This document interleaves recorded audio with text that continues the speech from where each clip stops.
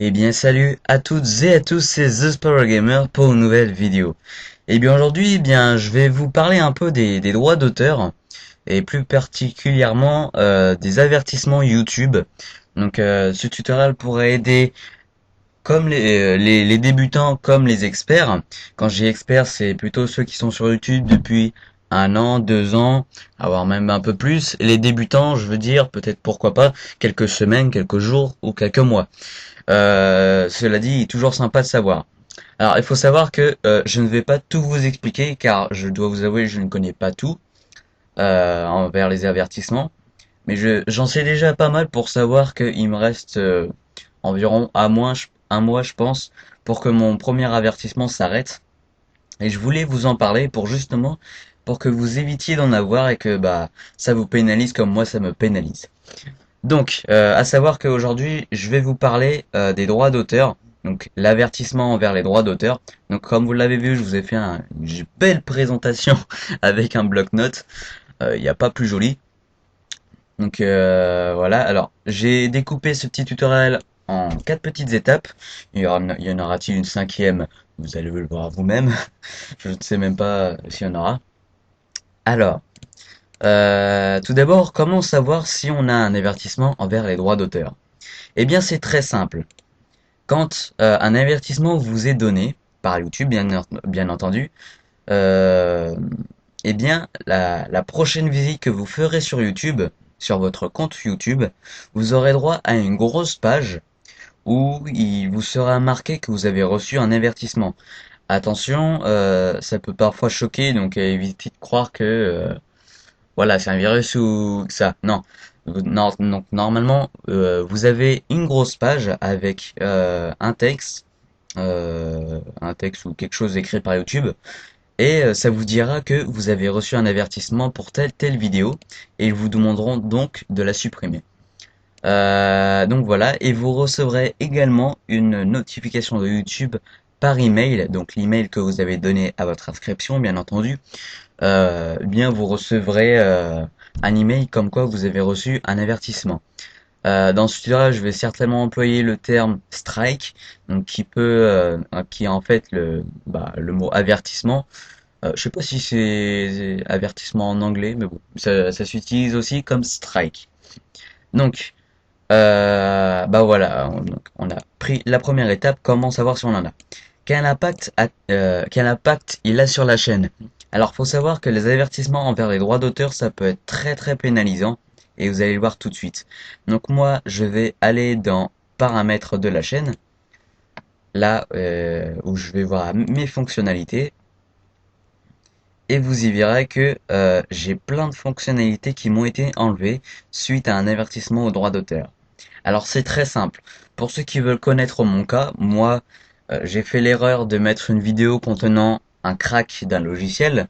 Ça a été compté comme piratage, incitation au piratage. Mais je sais pas si ça a été mis envers droit d'auteur, etc. À mon avis, il y a aussi des raisons de droit d'auteur pour le logiciel, quoi. Donc ma monétisation n'a pas été enlevée. Si vous en avez un, j'espère que bon, si moi je gagne rien, alors la monétisation pour l'instant, hein. Alors les vidéos plus longues, ça a complètement paralysé ma chaîne. Enfin, la plupart du temps, puisque la plupart des grands projets tels que les gameplays, tels que les discussions, les annonces très longues, etc., je ne peux plus les faire au-delà de 15 minutes. Bien heureusement, ce sera fini dans quelques mois pour moi. Les annotations externes, c'est-à-dire vous ne pourrez plus mettre d'annotation qui redirige vers un site autre que YouTube. Donc ça, c'est assez pénalisant si vous voulez euh, rediriger vos, vos lecteurs. Comment on appelle ça déjà? Ouais, je vais vous appeler les lecteurs. Donc si vous voulez rediriger vos lecteurs vers votre page YouTube, eh bien vous ne pourrez pas puisque les annotations externes sont enlevées. Mais vous pourrez bien heureusement mettre le lien dans la description. Les miniatures personnalisées, heureusement, elles sont toujours là. Donc pour ceux qui ne connaîtraient pas, c'est uniquement quand on est partenaire. Alors si vous avez un strike et que vous n'êtes pas partenaire, vous pouvez oublier vos miniatures, il faudra attendre la fin de votre strike. Donc il faut être partenaire d'abord. pour avoir droit aux miniatures personnalisées. Et puis moi, elles m'ont pas été enlevées, donc je suis assez content quand même, hein. C'est quelque chose qui m'a pas été enlevé. Appel relatif au système Content ID. Ça, je crois que c'est pour, comment dire, faire une réclamation, c'est-à-dire, je sais plus vraiment en quoi ça consiste, mais je l'ai vu très récemment. C'est un peu pour contester votre. Dites-moi si je me trompe, hein, n'hésitez pas à le dire en commentaire. Mais je crois que c'est ça. C'est pour contester votre strike à quelque chose. Moi, je ne peux plus puisqu'il a été fait depuis très longtemps mon strike. Ou je sais pas si c'est pour cette raison, mais à mon avis, c'est parce que mon strike il a une raison très valable et j'en suis conscient. Donc voilà. Vidéos privées et non répertoriées, ça je pense que vous savez. Enfin, moi ça me sert pas énormément. Après, ça peut servir, hein, mettre des vidéos privées et non répertoriées. Événement en direct, par contre, ça c'est une fonctionnalité qui s'est enlevée pendant mon strike. Alors je ne sais pas du tout à quoi ça sert. Je vois ici qu'on peut créer un événement diffusé en direct. Je pensais plutôt au live stream. Donc je pense que c'est ça, mais bon, moi je l'utiliserai pas pour l'instant. Enfin voilà. Et vous voyez ici, qu'est-ce qui ne va pas? Alors moi, bien entendu, c'est les avertissements pour atteinte aux droits d'auteur. Donc ça, je comprends pas du tout pourquoi j'ai les réclamations de Content ID alors que ici je les ai pas, hein. Règlement de la communauté, par contre ça je règle. Alors voilà pour savoir quel impact il a sur la chaîne. Combien de temps reste-t-il? Eh bien moi je l'ai eu, je sais plus quand, il y a j'irai 5 mois. Et le strike, l'avertissement au droit d'auteur, en tout cas je sais pas pour les autres, mais il s'enlève au bout de 6 mois. Donc si vous venez tout juste d'avoir les avertissements au droit d'auteur, euh, je dois vous dire que je suis désolé pour vous, hein, mais vous devrez attendre 6 mois. Mais je vais vous dire comment l'éviter ou comment l'enlever. Alors, comment l'éviter? C'est très simple. Il suffit tout simplement d'éviter de faire la même erreur que moi ou de faire une erreur. Ce qui veut dire déjà éviter de faire un copier-coller. Je suis en train de parler comme un robot là. Et éviter de faire un copier-coller des autres vidéos des autres. Puisque, en fait, par exemple, qu'est-ce que je peux dire?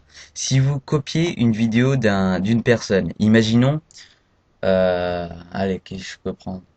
Bon, dans mes exemples, je prends toujours Diablo X9, alors je vais le prendre cette fois-ci. Imaginons, Diablo X9 fait une vidéo. Eh bien, moi, je la copie entièrement et je la mets sur ma chaîne et et je dis comme quoi elle est à moi. Eh bien, Diablo X9 peut très bien dire à YouTube, m'envoyer un avertissement et donc me mettre un atteinte au droit d'auteur. Donc ça peut être ça peut être comme j'ai fait, donc une vidéo dédiée au crack, qui n'est pas bien, hein, ou plein d'autres choses. Enfin ça c'est les deux gros exemples, je suis sûr qu'il y en a encore plein, mais bon, ça c'est déjà la base, hein. Je vous conseille déjà de respecter ces deux règles, ça vaudra mieux pour vous. Donc ça c'est comment l'éviter. Comment l'enlever? Alors il y a très peu de chances que vous puissiez l'enlever. Déjà, alors c'est donné dans je sais plus où c'est. Attendez. Euh, attendez. Je vais aller voir quelque part. Ça doit être dans le droit d'auteur ici. Hum, ouais, non. Bon, bah, je vais pas trouver. Si, voilà. Donc ça, quand vous recevrez votre strike, donc votre avertissement YouTube, normalement, en tout cas pour les droits d'auteur, normalement, ils vous mettront un questionnaire. Je ne vais pas vous le montrer, et je ne compte pas vous faire tricher. Mais en fait, avec cette vidéo, vous devrez la regarder et vous aurez tout simplement à répondre au questionnaire qui vous demande quelques questions sur les droits d'auteur de cette vidéo. Et normalement, si vous répondez bien, je sais pas ce que ça fait. J'ai répondu plus de 100 fois et ça a rien fait. Non, j'abuse. Je l'ai répondu quoi? 5 fois, on va dire. Mais ça a rien fait. Mais au moins, moi, je sais pas pourquoi, mais ça soulage ma conscience. J'en apprends un peu plus. Donc voilà, c'est un petit questionnaire. Si vous le faites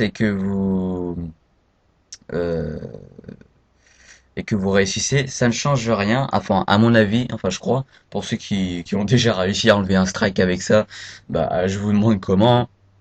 Mais bon, YouTube aura vu au moins. Et bah comment l'enlever? On y arrive enfin. Alors, vous pouvez demander à celui qui vous a envoyé votre avertissement, c'est-à-dire à la personne qui a signalé votre vidéo, d'enlever sa réclamation. Mais moi, personnellement, je sais pas trop comment on fait pour trouver le méchant. Bon, je vais pas dire méchant s'il regarde la vidéo. La personne qui m'a envoyé ce signalement. Donc moi, je peux très bien lui proposer de retirer sa réclamation. Donc je veux pas vraiment parce que si jamais c'est le propriétaire du logiciel, je vais un peu tomber dans la bouillasse, hein. Donc sinon, bon ça peut très peu arriver, hein, que l'auteur de l'avertissement veuille bien. Donc ça peut être assez chaud. Sinon, vous pouvez également attendre les 6 mois. Malheureusement, moi je ne peux faire que ça. Euh, et puis voilà. Ou sinon, si votre vidéo a été signalée euh, comme comme non respective au règlement, qu'il y a eu un averti, qu'elle a été signalée, mais qu'en fait elle devrait pas, qu'il y a aucune atteinte au règlement, quoi. Eh bien, vous pouvez demander à YouTube, vous pouvez réclamer votre votre vidéo. Vous pouvez dire qu'elle n'a rien et ils regarderont. Et si c'est vrai, eh bien, parfois ils peuvent vous la remettre. Non, je crois pas qu'ils peuvent vous la remettre si elle a été supprimée, mais si elle n'a pas encore été supprimée, vous êtes chanceux. Donc voilà. Et maintenant, on va parler vite fait des petits avertissements que certains peuvent avoir peur. Je vais vous avouer que moi au début j'ai eu très peur. Alors je vais vous montrer mon joli gestionnaire de vidéos, rempli de vidéos. Donc, vous verrez que sur certaines vidéos, par exemple, moi, ici, il y a écrit, vous avez confirmé la présence de contenu appartenant à un tiers dans votre vidéo. Eh bien, c'est tout simplement, moi, c'est la musique.